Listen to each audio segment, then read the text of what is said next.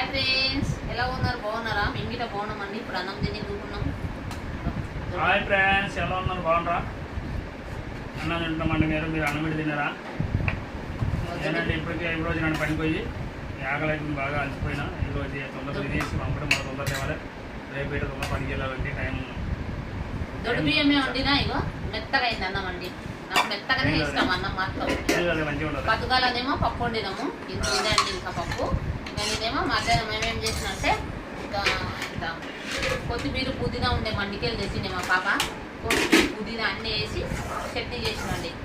ఇంకా ఉల్లిగడ్డ టమాటాలు అన్నీ వేసి చట్నీ చేసిన. ఇంకా మేమంతా పప్పు ఉంది, పొద్దుగాలది పప్పు ఉంది, ఇది ఉంది. మేమైతే అన్నం తిని తెలుసుకున్నాం. ఫ్రెండ్స్ తిన్నారా లేదా? మేమైతే మాదేమో కొత్తిమీర వేసి చేసిన. ఇప్పుడు పప్పు చారు దొడ్డు బియ్యం అన్నాం కదా, అన్నం మెత్తగా అవుతుంది. నాకు అన్నం అన్ని ఎక్కువ మెత్తగా ఉంటేనే ఇష్టం. పలుకు పలుకు ఉంటే అస్సలు తినను నేను అయితే అన్నం. తిన్నాం ఇంకంతా తిన్నాక అంతే ఉంటుంది. కొద్దిగానే ఉంది, అయిపోయింది. ఇంకా కొద్దిగానే ఉంది. నేను ఈరోజు పప్పే తిన్నాను. అందుకే నీకే ఉంచినాం. అప్పుడు మొత్తం నువ్వే తినాలి. తొందరగా వెళ్ళాను. నువ్వే తినాలి. మా 10 రోజుల నుంచి పని లేదు. ఈరోజు నిన్న గిట్ట పని ఉంటే నిన్న పోయలేడు అనుకో. ఈరోజు పోయిండు కథ. మీరు ఒక్కరోజు చేస్తారు కలిసిపోయింది అంటాడు ఆ మనిషి.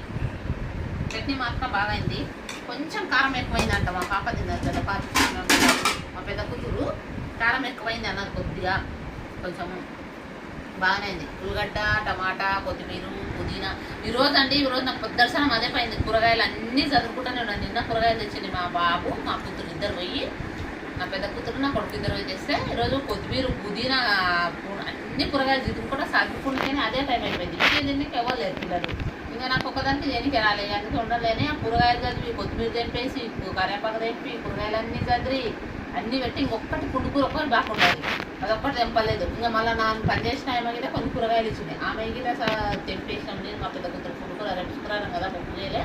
పుండుకూర ఒక్కటి అర్జెంట్ తెంపి అంటే పుండుకూర తెంపలేదు. మా పుండుకూర అట్లే ఉంది. మాది గిట తెంపలేదు అట్లనే ఉండదు. తిన్నాక తెంపుదామని రేపు పుండుకూర పప్పు చేయడానికి.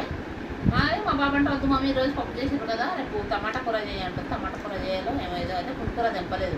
మళ్ళీ మెయిన్ పప్పు గిట్టలేదు. పప్పు తెప్పించి మళ్ళీ నానబెట్టాలి. అందుకని అది గిట్టలేదు. ఉన్నది లేదు. తర్వాత టమాటా కూర అన్నా ఏదన్నా చేస్తే అవుతుంది. ఈరోజు నాకైతే పొద్దుర్శనం అస్సలు ఇంత అడ్డపడలేదు. కూరగాయలు చదువుకుంటూ అది చదువుకోలేదు. పనే దానికనే పొద్దుపోయింది చూడండి. ఇక టైం అయిపోయింది. మధ్యాహ్నం గిట్ట తినడానికి టైమే లేదు. కొద్దిగానే తిన్నాను. సరే ఫ్రెండ్స్, నేను తిన్నా బిడ్డ. సరే ఫ్రెండ్స్, మా ఛానల్ చూడండి, సబ్స్క్రైబ్ చేయండి. బాయ్.